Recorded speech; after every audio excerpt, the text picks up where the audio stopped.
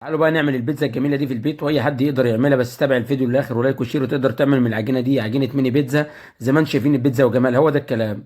بيتزا تحفه، وتقدر تعمل البيتزا وتقدر تحط فيها اي نوع لحوم. دي طبعا بيتزا مارجريتا عملناها في البيت بكل سهوله. لو عجبك الفيديو لايك وشير. عجينه كده في حته تانيه. عندنا 4 اكواب من الدقيق كده يا جماعه، ومعلقه صغيره من الملح زي ما انتم شايفين كده، او ذره ملح، ومعلقه كبيره من السكر، ومعلقه صغيره من البيكنج باودر. ونقلب المكونات الجافه دي كده مع بعض زي ما انتم شايفين كده. طبعا وعندنا بيضه بدرجه حراره المكان. وهنا عندنا طبعا جرام فانيليا. وهنا 4 معالق من زيت الذره. وهنا كوب من الحليب، الكوب المعياري اللي موجود في كل بيت. طبعا هنا بنعمل اختبار الخميره، معلقه صغيره من السكر ومعلقه صغيره من الخميره، وربع كوب ماء طبعا. ونقلبهم مع بعض. لما تتفاعل الخميره بننزل على العجين بتاعنا، واحنا لسه بنعجنه زي ما انتم شايفين كده.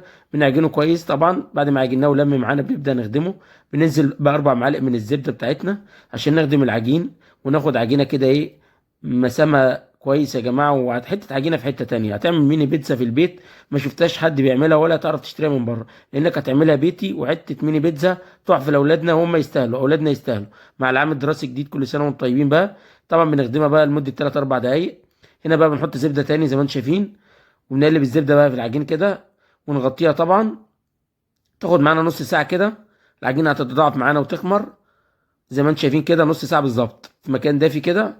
طبعا أنا الفرن عندي مش شغال فبحطها فيه تخمر معايا. طبعا الفرن دافي هو مش شغال طبعا يا جماعه، بس هو عشان كاتمه فبحطها فيه. العجينه بعد ما خمرت معايا زي ما انتم شايفين كده وناجحه معانا، طبعا هنبدا نكورها بنفس حجم الصينيه يا جماعه زي ما انتم شايفين كده. طبعا الصينيه 126 جرام، بنكورها 180 جرام ل 200 جرام، او قد كف اليد كده مليانه عجينه. طبعا بنبدا نفردها كده برش رشه دقيق بعد ما ريحت ربع ساعه معانا واحنا مغطينها. وتقدر تعمل من العجينه دي ميني بيتزا. ونبدا نفرد يمين وشمال كده على قد حجم الصينيه. عندنا الصينيه مدهونه ماده دهنيه طبعا، اللي هو الزيت يعني. ونبدا نفردها فيها كده ونوزعها بنفس التناسق بعد ما فردناها، ونسيبها تريح لمده 10 دقائق او نشتغل فيها على طول نشكوكها زي ما انتم شايفين كده. وننزل بالصلصه بتاعتنا. ولو عايز تعرف طريقه الصلصه هنحط لك اللينك الصلصه او فيديو الصلصه في اول تعليق.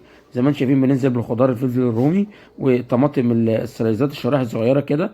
وعندنا فلفل الوان طبعا هننزل بيه. تقدر تحط اي نوع لحوم عندك، تشيكن او صدوق او بسطرمه زي ما انت عايز، او لحمه مفروم. ونزلنا بالفلفل الخضار بتاعنا، ونزلنا بالزيتون بتاعنا طبعا. وهننزل بالجبنه الموتزاريلا بتاعتنا كده، وكتروا في الجبنه الموتزاريلا هتدي مط وتدي شكل وطعم معاكم. وندخلها الفرن على درجه حراره 220 لمده 7 دقائق. بتطلع معانا بالجمال والحلاوه ده. هو ده الكلام. احلى بيتزا نيويورك دي يا جماعه، دي بيتزا نيويورك. بس عشان ما حدش يقول لك ده بيتزا ايطالي. زي ما انتم شايفين بتتعمل في البيت بكل سهوله. وصلي على الحبيب قلبك كتير. ولو عجبك الفيديو لايك وشير عشان نعمل وصفات كتير.